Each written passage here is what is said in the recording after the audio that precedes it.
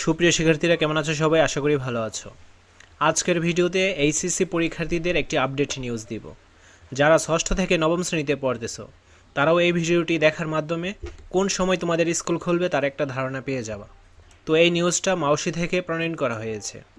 বিষয় আগামী 4/8/2024 তারিখ থেকে অনুষ্ঠিতব্য এইচএসসি 2024 পরীক্ষায় স্থগিত এবং আগামী 11/8/2024 তারিখ থেকে স্থগিতকৃত পরীক্ষাসমূহ নতুন সময়সূচি অনুযায়ী গ্রহণ প্রসঙ্গে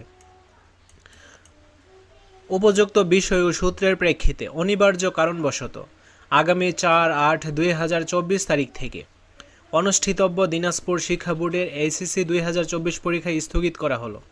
শুধু দিনাজপুর শিক্ষা বোর্ড না, সব বোর্ডেরই এইচএসসি পরীক্ষা স্থগিত করা হয়েছে। আগামী 11/8/2024 তারিখ থেকে স্থগিতকৃত পরীক্ষাসমূহ নতুন সময়সূচি অনুযায়ী শুরু হবে। স্থগিতকৃত পরীক্ষাসমূহের নতুন সময়সূচি বিজ্ঞপ্তির মাধ্যমে পরবর্তীতে জানিয়ে দেওয়া হবে। তো তোমরা বুঝতেই পারতেছো, তোমাদের 4 তারিখ পর্যন্ত যে পরীক্ষাগুলো ছিল সেগুলো স্থগিত করা হয়েছে এবং তোমাদের স্থগিতকৃত পরীক্ষাগুলো 11 তারিখে আবারও নতুন রুটিন প্রকাশ করার মাধ্যমে অনুষ্ঠিত হবে।